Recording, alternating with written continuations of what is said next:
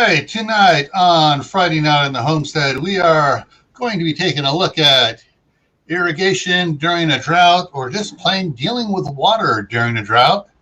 All right, let's bring up our panel here. Hey, how's everybody doing? All right. I'm here, hiding. All right. Hi, David, new person from Facebook. Okay, so let me go through and welcome everybody. Do the little roll call here. All right, so Andrew Barker is here. Kaylin Strain, Backwoods Law. Carol Fishes and Lowe's Life. Built on the Rock Homestead. Uncle Al's talking to everybody there. And Christy Betts, Shady Hill Homestead, David. What? You're there. It says you're there. And everybody. Hey, Keith is here. Keith Kronk. Hey, how's it going? I was going to put woof woof, but I figured that would confuse too many people, so I just put woot. All right.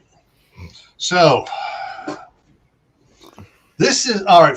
This is a really weird subject tonight because part of the country. Spooky? No, not weird, not spooky, just weird. Because part of the country is trying to dry out. The other part of the country would be given their right or left arm to get that water over to their property, like Al and my wife and me. And it's just, you know, the country is just, part of it is soaked, part of it is parched. And I can give y'all a reason partial why it's happening. Yeah. Just think of this.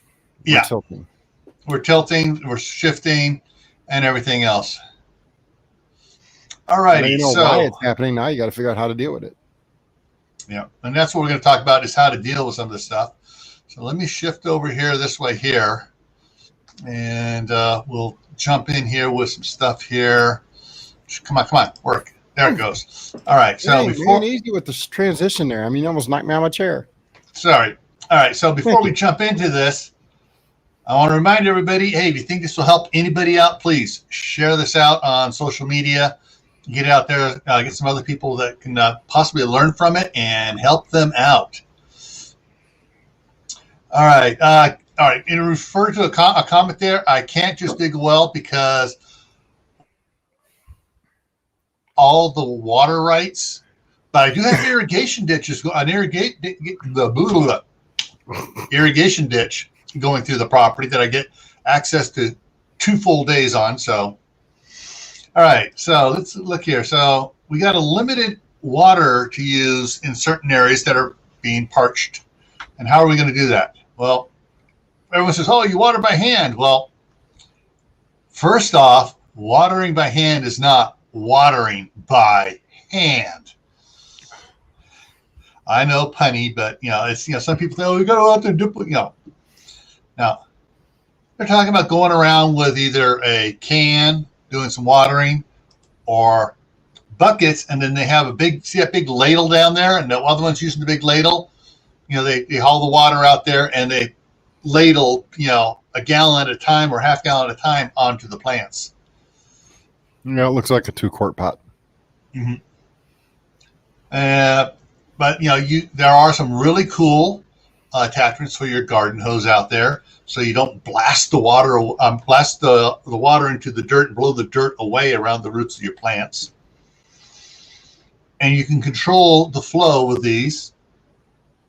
Some people just put out small sprinklers out there. Oh, that was weird. Okay, and my picture suddenly started jumping from one monitor to the other here. But some people also put out small sprinklers, that just to water just a small area. And other people, myself included, are using a lot of drip irrigation, soaker hoses to drip the water where we need it, so it's not spraying where we don't need it.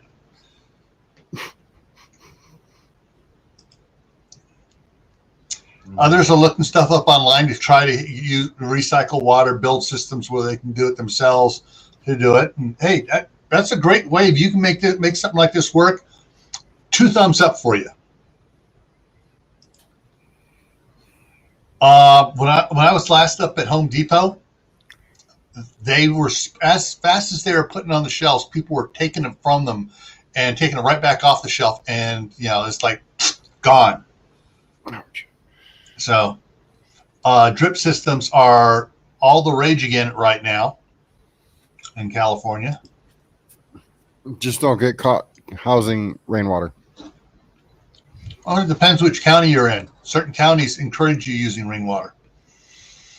The soaker hose emitters, the ones that work the best are the ones that put the water right at the plant. Now this is one of those tubes. This is one of those you poke the hole in it with the tool and you pop the little emitter in there. Well, this type of emitter here puts out like 8 little fans that shoot out about 6 inches, just a little, and that gives you a small area right around it that water's on, and those are fairly popular. And a lot of people are laying out the big tubing and putting the emitters, or they get the tubing that has pre-done holes every so often, and they're laying out. This stuff is going so friggin' fast off of Amazon. It'll be up there and it's gone the next day, out of stock again. So, and this is another example of it where they run a big line and then they tie smaller lines off. And these look like either 1/2 inch or 5/8 lines going out here. And they run it out there. And if it's the 5/8, something tape, soaker tape, it has a pinhole every 8 inches, and so it just waters out across that way. And some off the bigger hose, they have the little 1/4 inch soaker hoses that come off, and the other emitters and other fun stuff. There's those type of soaker hoses. There's so many different varieties out there right now. You got to do your own research on it, because I could do a 2-hour special just on the drip systems, all that are out, different ones that are out there. Now, on some of these things, if you're using soaker hoses and stuff, you can get a little timer like this, and you just go out there, you twist it on for however many minutes you want to do it, and it tick, tick, tick, tick, tick, tick, tick, shuts off. That way you don't have to worry about shutting off your water. They also have the fully electronic ones. You set the start time, the end time, and froze. You set your start time and end time, and how long you want it to go for, how many minutes you want to go for, everything on it, and it takes care of it. And you hook one hose up to it, or actually you got up, and you can put this out there. You don't have to have it on the hose bib next to the house. You can run a hose out to your garden and have it up out there, and then have it hooked directly to the irrigation system you have out there, whether it is soaker hose, whether it is the stuff that the tubing runs off and you run other stuff off of it. So there's a lot of different ways you can do it, and it's really easy. You can also, if rain is coming, we can only pray for rain out here in California, Idaho, Oregon, Washington, the western United States. You can turn it off. Real easy. Just turn it off and then turn it back to automatic, and it picks right back up. They also make them where they do 2 hoses, or like I have here, I got 5 of these bad boys that do 4 hoses, and I have different things that some doing sprinklers out on the lawn, some doing all the raised planter beds, the planter in front of the house. So, and I got them. I can set them up so I can have like number 1 is on for 15 minutes. Number 2 is on for 5 minutes. Number 3 is on for 30 minutes. Number 4 is on for 2 minutes. And I can set it where they can do it. There's an ABC up here. A is the cycle. There's a different times during the day. You set the start times, and it goes through the cycle however many times you want to do it during the day. Then there's the ones that really like to do it by hand, individually. They can get these little wheel jugs and stuff. They have them anywhere from 3 gallons up to 15 gallons. And you just wheel it around and you pump it up. It has a pump sprayer on it. You pump it up and the water comes out the magic wand there and waters the plant. Also, folks, you could use it as a portable shower. Oh, yeah. Mm-hmm. And some people buy these ag tanks, right, and build their own, either gravity feed on it or, no, here's another one, a gravity feed. This is one the other one's pulling by hand. This is being pulled by their little lawn tractor. And they put a little pump on it. This one here has a little RV 12-volt pump on it down here. Once it goes, little pump, impulse pumpers. And he's just watering his garden. He pulls it around. They have bigger ones with, gasoline powered pumps on it. And you can buy these, or you can actually rent these other ones at rental stores, or you can buy one. If you're a big operation, that might be something to look into. But for most people, this is not something they would get. Right. Usually that type is for agricultural use or firefighting.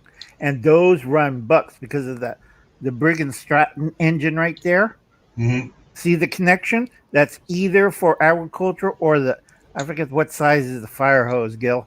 Well, actually, what this has on it here, this has cam lock, and it looks like I'm guessing all this stuff here, the discharge cam locks are 2-inch. This looks like a 3-inch suction cam lock on it, but they have the cam lock to the 2.5-inch fire hose adapters or the 1.5-inch fire hose adapters.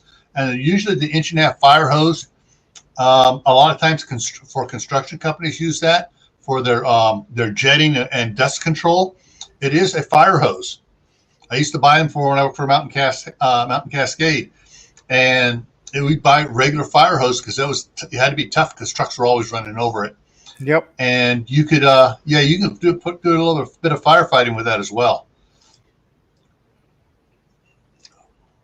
And of course, the big guys, the big farmers and orchard guys and stuff have bigger tractors and bigger tanks.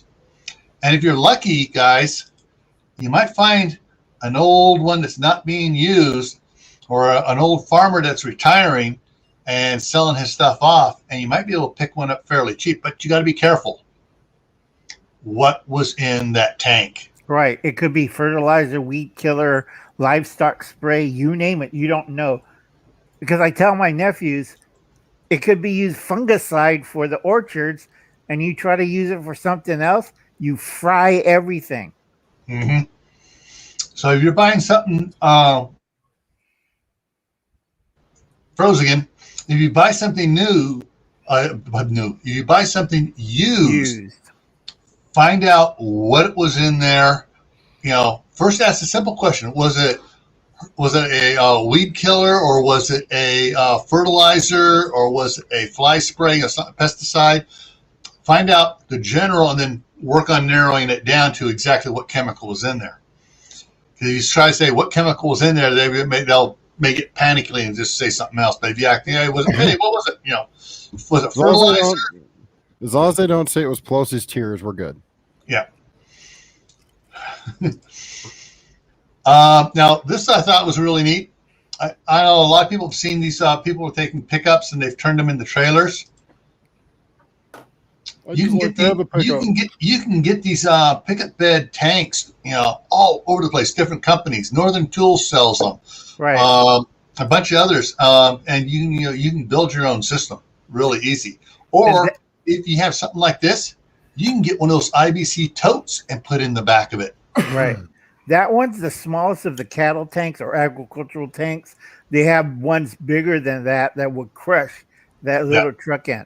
Yeah, but this is made. You see the little line right here above the wheel? That's where the molding folds in. It's molded in to go around the wheel well. It's made to go in the back of a pickup. This one is. And let's see what I got here. See, IBC tanks. Yep. Now, I want to point something out. I put this picture in here for one specific reason. Unless that axle is rated at 2,500 pounds or more, when this is full of water, it'll bend that axle.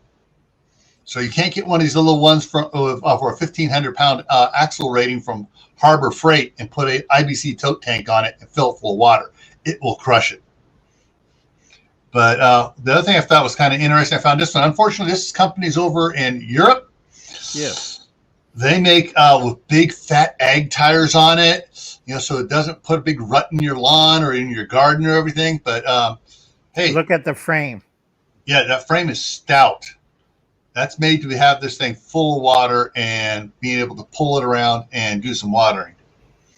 Let's see what else we got here. Oh, me! Hey. All right. Some things it may not be watering the ground. It may be changing up in what you're growing stuff in.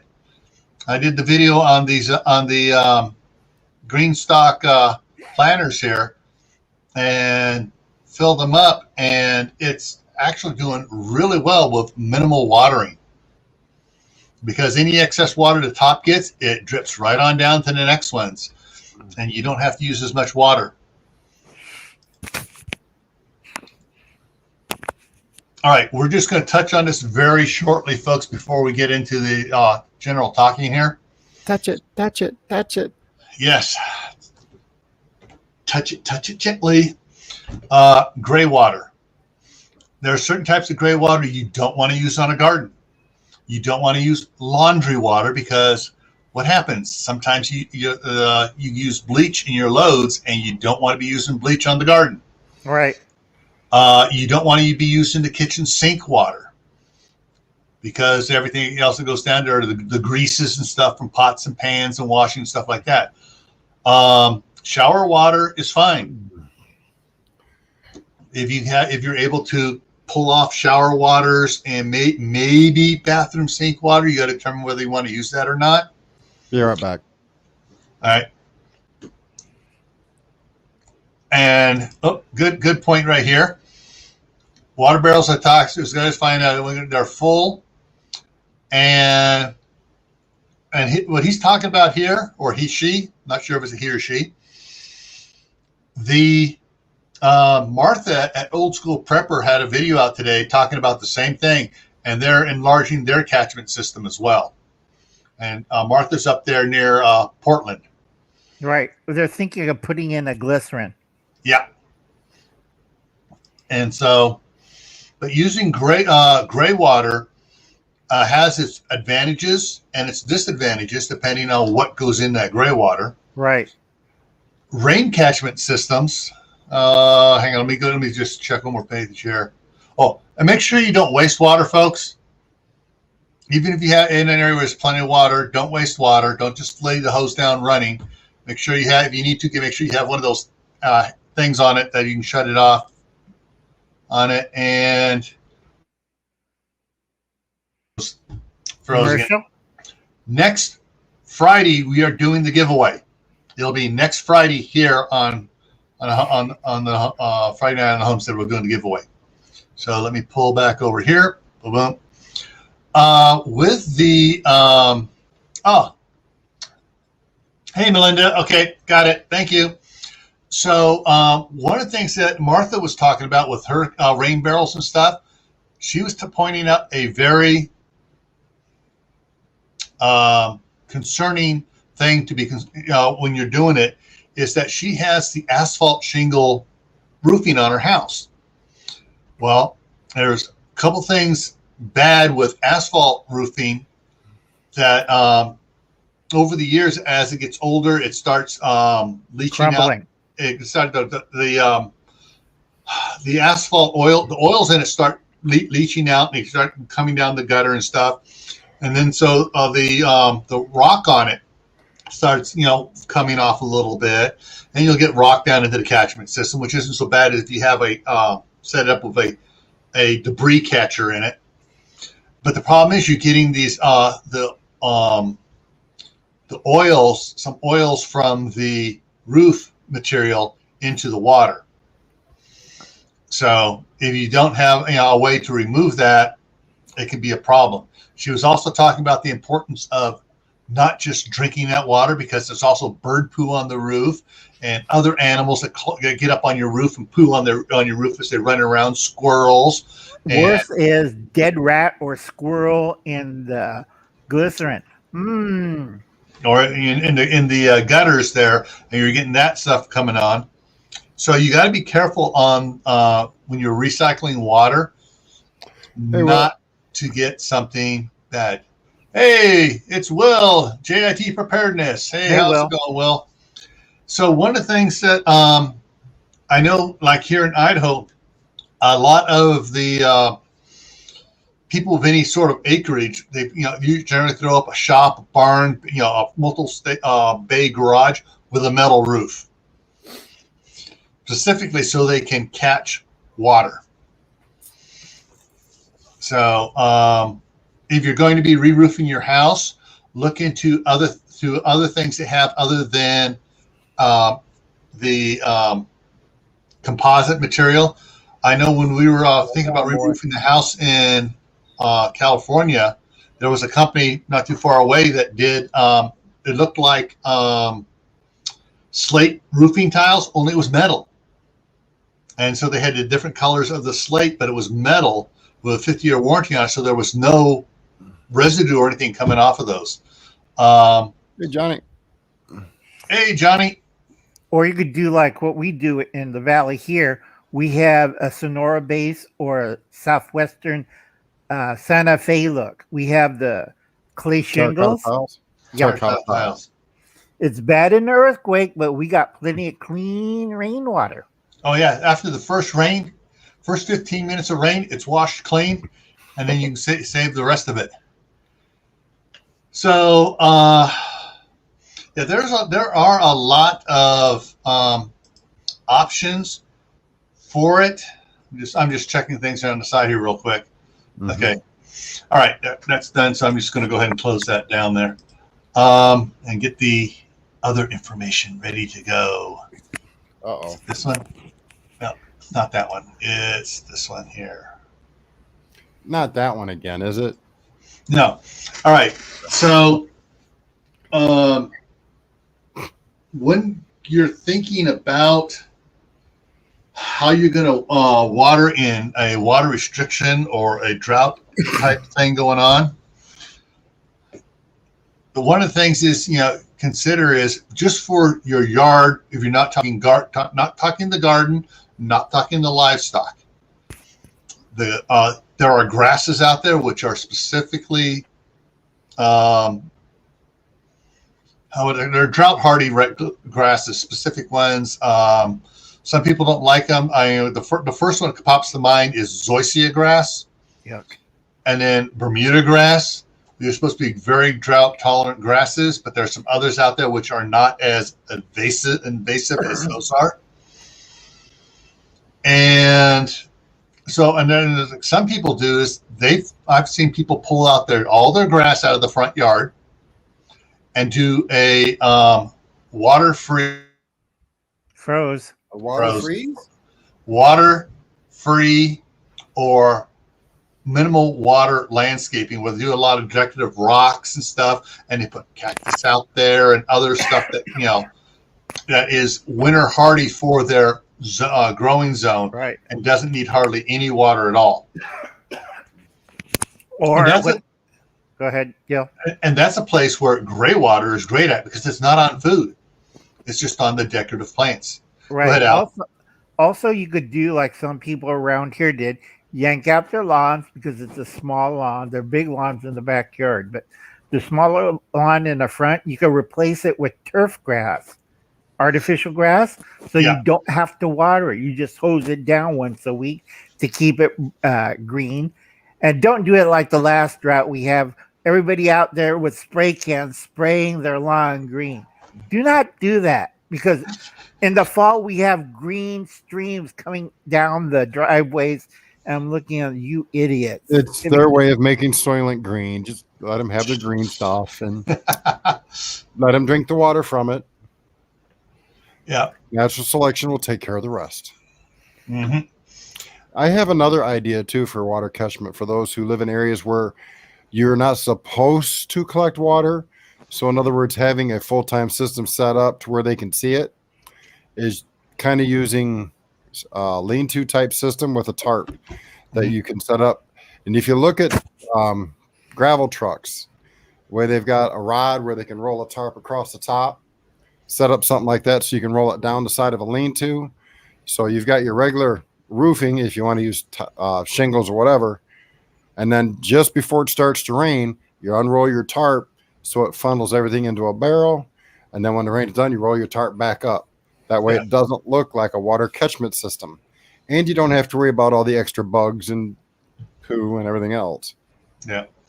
There's also along that lines, I've seen people, they pick up, they've had them at Costco and Sam's Club, the little lean-to garden shed that just goes up against the side of the house, and it's about 4 feet deep. You can put a bunch of 55-gallon barrels in there and catch a lot of water there. And I've seen other people go ahead and get a 200-gallon barrel, a couple of them, dig out a hole, bury it, put it by where they want to put a deck, and then put the deck over it and just have it plumbed off of it down into there, and they can just pump out of it, and it's hidden out of sight. But those are, drastic measure. Drastic measures, which in certain draconian municipalities that think that they own the sky and anything that comes out of the sky, you got to do to do stuff. But you know what? There's one state that's actually got California beat. Yeah. New Jersey. Yep. There are some areas in New Jersey that when it rains, businesses are charged for rainwater waste because there's so much asphalt in certain areas in New Jersey that the rainwater actually floods areas, and they are charging businesses a tax on rainwater waste. Yeah. Now, welcome to America. Yeah. With a K. Yeah, there are a lot of ways to collect water and reuse water, but there are also a lot of systems out there. You can look them up and do stuff. Hey, Tasha, that you can spot water stuff. All right, looking behind me here, these this is the outside my kitchen window here. These 55-gallon barrels I cut in half. Right now, this was a couple of weeks ago. The tomatoes now would be out of the top of the picture. That's how big the plants are in a couple of weeks. They've just went bonkers. What I have on that is, and it was just after I took the picture, I installed it. I ran a half-inch soaker hose and a loop around the inside of the like the white one here. It runs around the inside of it, then it goes over into the next one, makes a loop around, goes into the next one. And so the only place it's not dripping in a barrel is when it transitions. Those barrels are touching, so there's only like a little bit of a space there for it to drip in between. And those, that's on for 4 minutes a day. Well, 4 minutes each time, so it's on for 2 times. So 8 minutes total for the day. That's all the water it gets. Hey, Country Homestead. Hey, preacher. And so there, and those things are just, and they're getting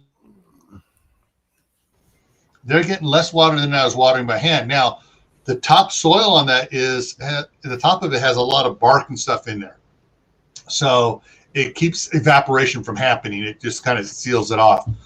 My wife picked up some stuff at Costco this spring. It's not peat moss, but it's the coconut fiber stuff off of it, that they peel all off and stuff. And it came in a thing about this big and about this tall and about that deep. And when she broke it open, if you saw the video where I was filling up the planters, those vertical planters, that little green wheelbarrow thing I had there, she put it in there, broke it up a little bit, poured water in there, and it filled it. It expanded, almost filled it up. Right. It's coconut husk. It's like shredded wheat when you break it up and pour milk, but this time it's water for coconut husk. It rehydrates and expands 5 to 10 times its size. Yeah. Also, I have to There. warn people about this. If you ever watch Dominic Machete on his fiber thing, it's very flammable. Do not smoke around it when you unpack it. You can smoke after it's wet, but not before, unless you want to have a fire in the wheelbarrow. Yeah. All right. Will, who just got out of the hospital last week, is doing a live stream tomorrow at 3 Mountain Time. So that would be 5 o'clock Eastern Time. So go show Will some love. He needs the help there. All right. He needs a. That too. Mm-hmm. He needs to stay off them popsicles. Mm-hmm. Yeah. Amazon does sell it, but you're gonna love this. The price at Costco, when my wife got 2 of those bricks, was $15 for 2 of those bricks. For a size of half of one of those bricks is $30 on Amazon. Yep. And Home Depot as well. Mm-hmm. Support your local businesses first before Amazon. Yeah. Yep. Okay, folks. On another thing, I have to tell everybody. I say everybody. Whoops. Oh, shoot. Bang. Hold Wrong on. button. Okay, there we go. The problem with this is all home stuff. Now, if you want to do agricultural big time, you have a whole series of things coming up. On my nephew's farm, we were testing this called the Source. It absorbs water vapor and thermodynamically cools it, and we get like 2 gallons in a special container. Unfortunately, I live in a desert. How much water do you think comes out of the air? About 2 drops probably, an hour. I would say half a cup at the most in a 24-hour period. Less than that, was a fourth of a cup in a 24-hour period. We told them we're not investing money in this system. It's $5,000 when we tested it. I told them pack it up and take it out. Now, Israel bought the Source because where are they living at? On the Mediterranean. So they have plenty of moisture. That's why they're the 3rd largest agricultural exporter of the Middle East. Yeah. What Preacher's talking about here, if you go to Mama Bear, one word, prepping, that's Tasha at Mama Bear Prepping, not Tasha at Prep For It. She's been doing she's been hammering heavily about 2 or 3 videos a week on water for the last several weeks, and she has those stackable ones that look like Legos that interlock and they stack them and stuff. Yep. She's been showing those on hers as well.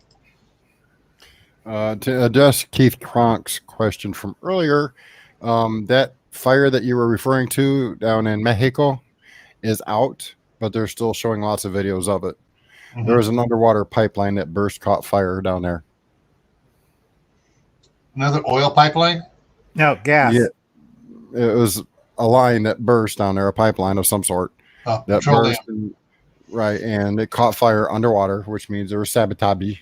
Mm-hmm. And it's out now, but they're still showing video of it to, boost the ratings of, look out, it's ending. All right, let me see if I can do. I want to do this little separately if it works. Just going to do it. Okay, yeah, this will do it. Okay. I'm going to share this little news article here. Get it to pop up here. Dealing with Mexico. Oh, the poor cow. Yes. So close to water yet so far away. Yeah. There's just they're having a severe drought as well, and so so it's bad down there. But this is from Al Jazeera, which I found on some of the stuff that on like this, they're giving it a more clean and honest reporting than certain other ones are. Now I'm going to throw something else up here that has to do with droughts. The side effect of droughts in the bad Yeah. So this is the Western United States fires. California, it's frying again. This is current ones, and according to these are probably small fires, but they're going. And Oregon and Washington are burning. There's some fires up here in northwestern Idaho as well, northwestern Montana. Yep. Arizona, a few in Nevada, not too many. A few in New Mexico. Yeah, well, New Mexico. Yeah, it's off the screen there, unfortunately, and a couple there in Utah and over into just barely on Colorado. Right, and don't forget British Columbia is having a fire where Howie lives. It's not burning. Well, it just sounds like it's more time to me. All right, there we go. I got it to move. It wouldn't move for me earlier today. So there it goes. And so, yeah, you got some over here in New Mexico going, Colorado, just a couple in Wyoming, but even a couple in South Dakota. But you can see where it burnt last year. We had, and then we got in California and Oregon and stuff, and then we got rains, and we got all this grass that grew up, and they waited too long to take care of it. And guess what it's doing now? It went to seed, and all that nice fluffy green seed is going in the wind. Yeah. And it's red when it does it. Yeah. So I actually, even though it's not happening yet, I expect to see fire-nados again this year. Some bad ones. Yeah, see, as I zoom in, you can see that there's actually little fires spread out around. So I only got to worry about actually. Yeah, I don't have to worry about these because I'm coming down Roseville. Tomorrow I'm driving back to California, so I'll be coming down here. On the road again. On the road again. I'll be coming down here. Right, you should be clear. Oh, this one here might be the only one here by 80 there. And that's a little itty bitty one. That's the Bell fire. Yeah, that's way off the highway. So famous last words. Yeah, famous last words. Let me scroll in here. Okay, 30% contained already. There's the Auburn Municipal Airport. So yeah, there's Interstate 80. So been there. Yeah, been there a lot. But up here where Martha is, Eugene. No fishes. That'll be down where you're at. You will have the Sharknadoes down where you're at. Ooh, okay. So this one here's in Martha's neck of the woods. But I'm not sure where WD's at. About 30 miles away. Okay. So yeah, they're already starting, folks, and there's still a lot of green grass out there. But yeah. But hey, Gardner. Hey, Gardner Josh. So let's pull back off that. So yeah, there are, that's the other side effect of droughts is the fires.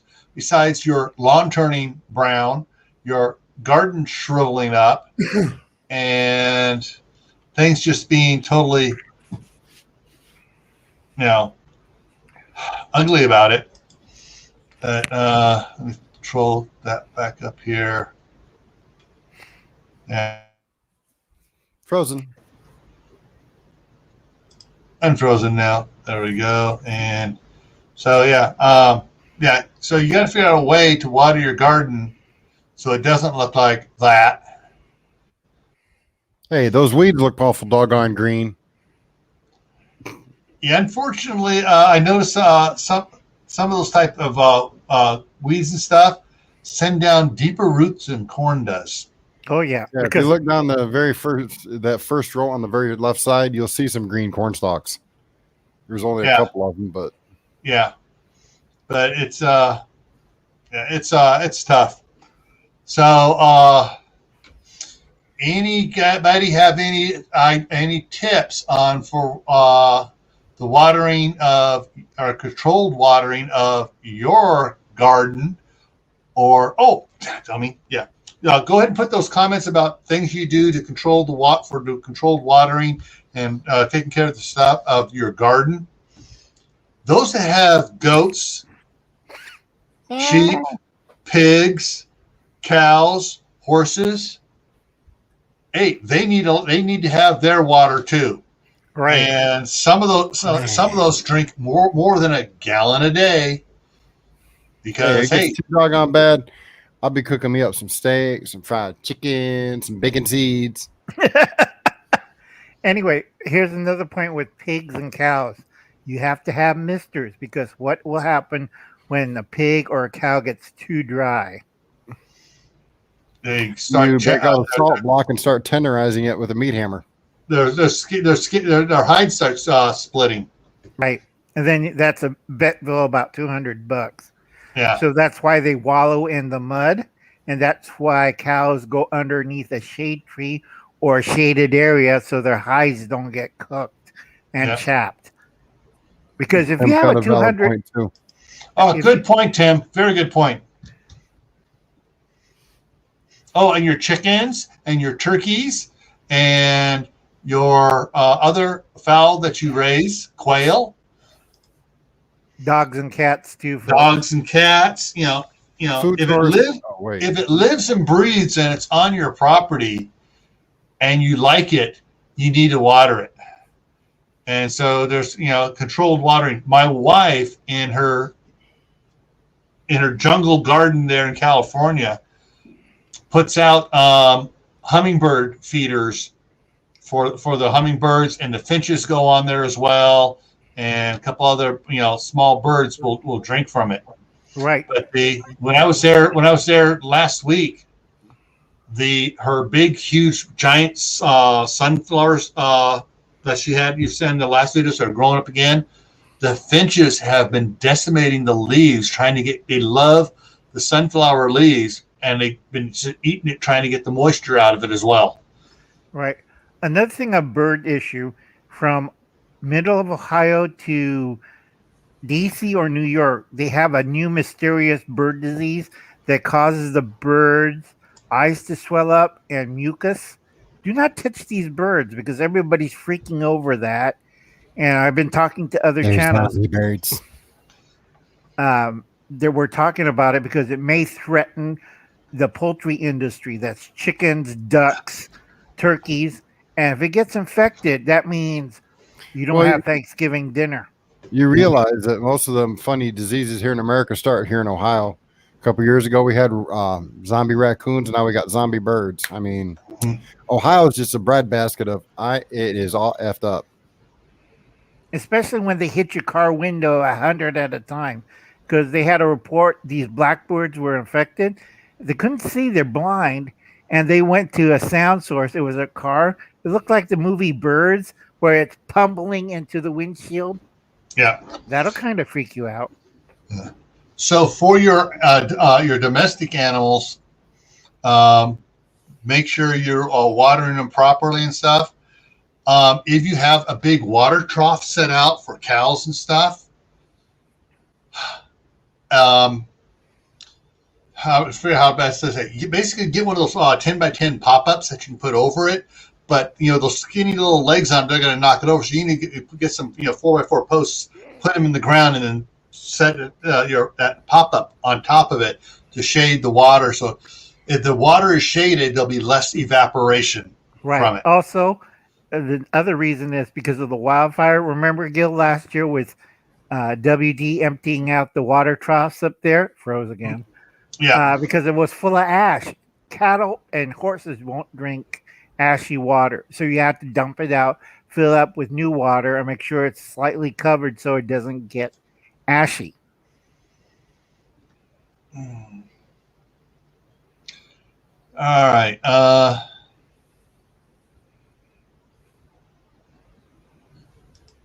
Okay. Yeah. There's the wasting disease for is out there too. So I'm not sure if a drought condition will exacerbate it, or whether the excessive moisture flooding that they're getting in Louisiana, Georgia, and around there right now is going to exacerbate it. But yeah. I think it's excess moisture, but I'm not too sure. Yeah. But if you're raising chickens, make sure you have some place where they could rest and cool, because chicken body temperature is about anywhere from 99 degrees to 100. So you can imagine it's 120 outside and you got 5,000 chickens. What's going to happen to rabbits and chickens? Barbecue chicken. No, they're going to die and got all these corpses you got to bury, and it's not a very pleasant job in 103 degrees. Well, No, you just set up one of them things like they do at Wicker Man thing, and you set up a great big huge bonfire right as they all go poof, and you tell everybody free barbecue chicken. You just clean it. And And I can see the EPA comes by air pollution, distributing illegal chicken products. You know how you take care of that? You look at them, hey man, you just leave me alone. You can have 10 of them. Right. Take some home to the family and friends. I need to check back on this chat here, see what I missed. No, Not much. Okay, not much. Okay, I'm just looking to see if anybody had any other things they did. Oh, save what? Yeah. Save water inside too. Barrels and jugs and stuff. Oh, Martha mentioned to me, if you guys were watching Martha's video today or the one later on, you go back and watch the one today about drought condition waters and stuff. She had pulled out all her 5, 7, and 6 gallon jugs out so she could video it. They don't sit on the concrete normally. They're back on a wooden shelf, so they're up off the concrete. So don't store water in plastic containers on concrete. They will leach. Also, she also does the 2-quart bottles, the soda bottles. Mm-hmm. And she fills it up. She drinks soda, fill it up with water. Empty one, fill it up with another bottle of water. Here's another simple suggestion. For those who drink lots and lots of milk, and I don't care what flavor you drink, just you're drinking milk, get your vitamin D preferably. Don't throw those containers out. Save those and use that for your bathroom water. That way you're not digging into your potable water for toiletry issues. Right. And that's just something I'm talking to milk, white jugs, the things you can't see through. Mm-hmm. The only thing you're using that is toilet water. That way, if you got to flush the toilet because, water's out for whatever reason, you can grab one of those. 1 gallon will flush the toilet. Right. I do have to warn people, they have a time restriction on it because we went in California biodegradable. So you have so many months before the plastic will break down, and you don't want wherever you store the water to flood the whole area. Yeah. Because my other nephew runs the dairy, so we have to be careful on that. Yeah. One of the things here, that, Al froze for a second there. One of the things that I've been doing here, all right, before anybody jumps on me for talking bad about this, now I'm doing it. Understand? Okay, this is different. I got the jugs of, like an apple juice jug here, and you can't see it's lemonade. That's why it's with the green screen, it's disappearing here. But I'm not storing water in this because basically I fill it up, add the lemonade to it, drink it, rinse it out, fill it up again. So there's nothing being stored in this, but it makes a great, way to have lemonade with me when I take it outside or whatever. I'm going to say something about that. In my old apartment, before I had to move here, I had about 40 of those of orange juice and grape juice and all the, Minute Maids and stuff like that. I had about 40 of those stored with water in it. I filled them right up to the very top and had them stored in dark areas. When I had to move, I checked the water in one after I shook it up. There was no problem. And that was a 3-year-old bottle. There's no issues with it. Now, that was my personal experience. I can't say that'll be the same for everybody else, but my personal experience was with a crystal clear jug that had a food product in it. I had no issues. Right. Yeah, did you just rinse it out once, or did you rinse it out a couple times first? I washed it with soap and water, rinsed it again, let it sit for a little while, then rinsed it again before I actually stored water. And when I stored the water, I filled it right up to the extreme top. So at the very top, instead of being level with the top of it, there's I put just enough water in it so it's slightly bowed over top. So when I put the lid on, it actually forced a wee bit of water out of it. So there's literally no air in the jug when I closed it.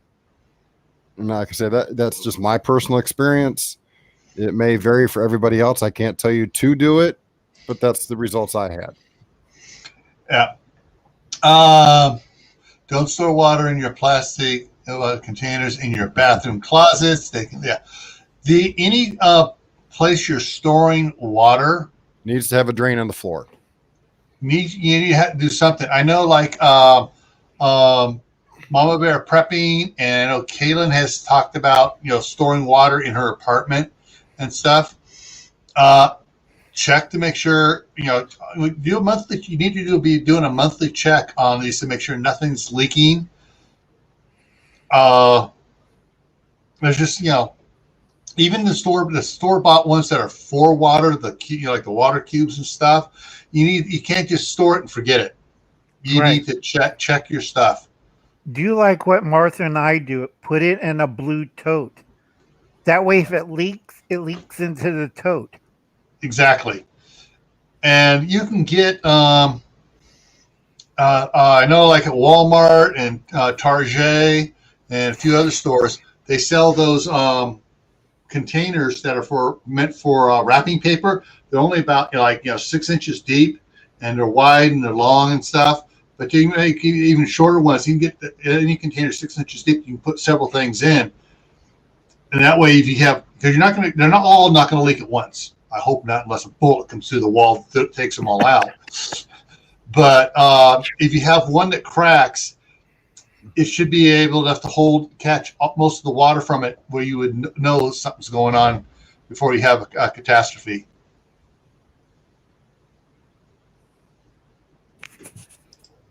All right. Cooling. Yes, fans and stuff real quick here. If you have it in your house, most people have those fans that you turn, ceiling fans, they have reverse direction on it. You have a switch on the side.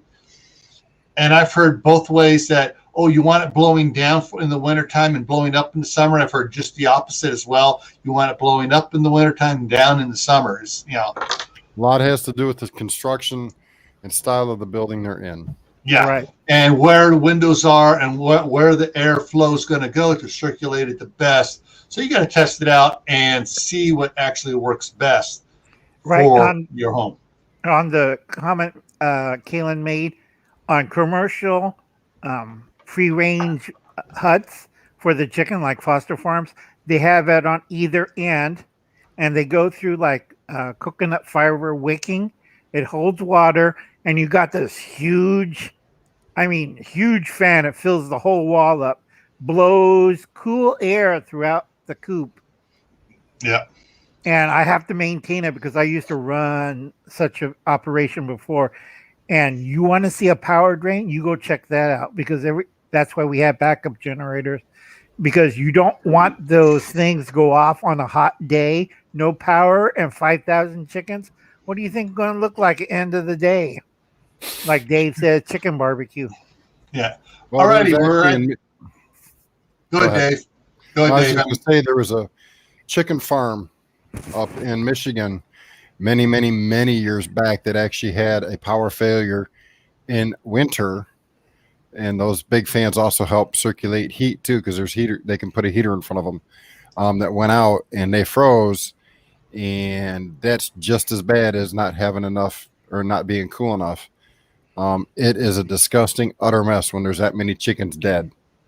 No kidding. Yeah. All righty. We're at the top of the hour here, so I want to go over a couple things here real quick here. Once again, if I can find it here, scrolling back here. I froze. Will is doing Will at just he changed his name. I wish he changed it back to Just in Time Prepping. Yep. JIP Preparedness And info. And shoot, I can't find it back in the chat. He's doing a live stream tomorrow, so that's JIT Preparedness Info at 3 p.m. At 3 p.m. Mountain Time, 5 p.m. Eastern time. So check him out. All right. Coming up Tuesday. Dave, do you have a topic yet? We're going to continue with what I did last Tuesday. Okay. End time stuff. All right. So that's at 9 o'clock p.m. Eastern Standard Time. And then following him will be Gray Man Prepping at 10 Eastern. And Gray Man Prepping, the topic is, I'm reading off the computer monitor here. Water filters, portability versus function versus cost. Talk about different ones, and we'll even talk about some DIY water filters you can do. Next Friday at 9 Eastern on Southern Ohio Prepping will be the weekly news wrap-up again. We'll try to be a little bit more prepared next week. And then here on Friday night on the Homestead, we will. It's going to be a weird one because next Friday is the get you ready for this, the National Cyber Attack Exercise going on during the daytime. And so we're going to be, Dave may talk about this a little bit too. We may talk about it. It may just be a jumbled up Friday next Friday, but we're going to talk a little bit about that. But in the middle of Friday Night on the Homestead, we're going to do the giveaway of the cooking books and stuff. So that's going to be the giveaway next Friday, July 9th, here on Friday Night on the Homestead. Don't worry, y'all. I didn't enter, so y'all got a good chance of winning. Anyway, for me, I'm going to do another video. I got demand from email. What's the 10 easiest plant for a brown thumb person like Steve to grow vegetables? And I'm tired, folks. Quit asking. Dandelions. Dandelions is the number one thing that they can grow. I know, but hey, they're edible. They got a great use. Yeah, and you could do all sorts of things with it, including make your own, hooch out of it. Yeah, always thinking, Dave. But like I said, folks, be careful on this weekend. Stay safe. Stay cool if you're on the West Coast. On the East Coast, if you're in New York City, go to New Jersey. Get away from New York as possible, because right now they're demanding people to shut off all unnecessary power from my screen right here. You see what Kaylin put? Yeah. What Kaylin put, okay. Speaking of cyber stuff, had a nuke preparedness drill. Oh, that must have been fun. Wrong one. There's the other one. No, that wasn't the one I was looking for. Where's the other one? The thing's going so fast here. The chat. Learn how to put it on slow mode. Yeah. There we go. All you need is a 2-second delay, and it'll slow it down a lot. Yeah. All right. One other quick thing for those out here that aren't just homesteaders but are preppers and are concerned about prepping issues and an aftermath of an event. Go to Corsair Trainers. Corsair Trainers are ERS at the end of train. That's Steve's channel. He did a great video on security, right, for people that have never been worried about security or anything else. And so check it out. It was a great video, very well done. And I've done a lot of it. Yeah, there it is, Corsair Trainers. So, Al, you do realize anybody under 30 probably can't read what you have there, because most of them were never taught cursive. True. Yeah. Sorry for those in the chat that are under 30, but just speaking of what I'm old, so yeah. I was born during the dinosaur days, like Steve and Dave and Gil here. Folks, you have to watch. Leave my pet brontosaurus alone. You have to watch Steve's video on security. Thank you, Carol. Because a lot of you guys haven't worked 12 and sleep 4. And I have a long, long time. So Dave knows what I'm talking about.